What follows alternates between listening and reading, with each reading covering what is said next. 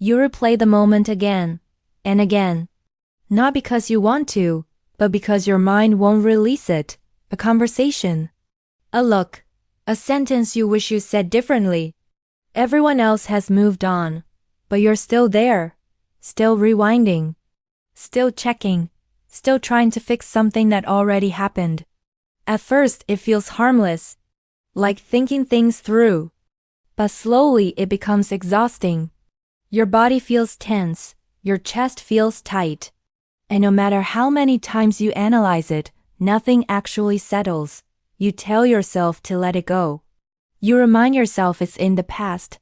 But your mind doesn't listen, because this isn't about the moment itself. It's about safety. When your brain keeps looping, it's not trying to torture you. It's trying to protect you. It believes that if it understands every detail, it can prevent the pain from happening again. So it stays alert, it stays engaged. It refuses to rest. Psychologically, this pattern often forms early, in environments where mistakes felt costly, where misunderstandings led to distance, where being wrong meant losing connection, approval, or stability. You learned that reviewing your behavior was a form of control. If you could just figure out what went wrong, you could do better next time, you could be safer next time. So your mind adapted, it learned to hold on. Over time, this turns into mental replay, not as a choice but as a reflex, a defense mechanism. Your brain scans the past the way others scan for danger. And the problem isn't that you think too much. It asks that your nervous system doesn't know when it is allowed to stand down. This is why the replay often happens at night, when things get quiet, when there's nothing else to distract you. Your body finally stops moving, and your mind takes over. You might notice how it jumps between scenarios, what you said, what you didn't say, what they might have meant, what you should have noticed. Each thought feels urgent, as if missing one detail could be dangerous. But here's the thing. Understanding doesn't always bring closure. Sometimes it just deepens the loop. Because the relief you're looking for doesn't come from answers. It comes from safety. Attachment theory helps explain this. When connection has felt uncertain in the past, the mind learns to monitor it closely. Replay interactions becomes a way to measure, am I okay? Are we okay? Did I mess this up? And when you don't get a clear internal yes, the replay continues. Self-worth plays a role too. If part of you believes your value depends on how you show up, then every interaction feels like a test.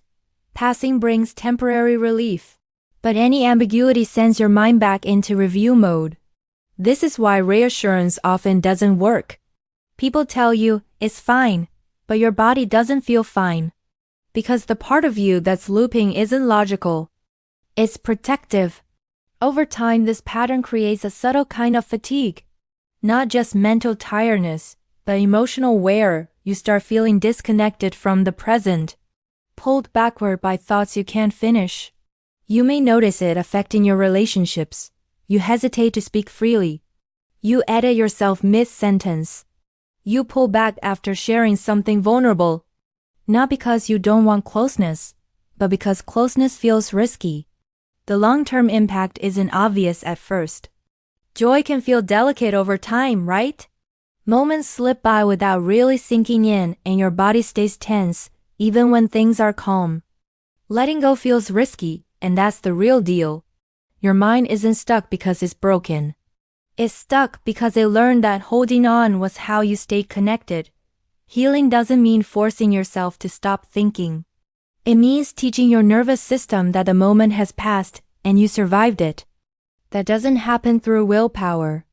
It happens through gentleness, through noticing when your body is braced, through reminding yourself that understanding isn't required for safety, through allowing moments to remain imperfect without fixing them. Sometimes the most powerful shift isn't insight, it's permission. Permission to stop reviewing. Permission to trust that you don't need to solve everything to be okay.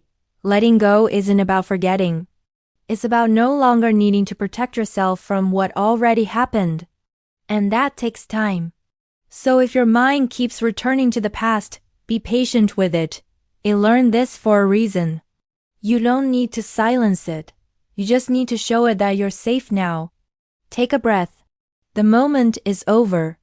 And you're still here.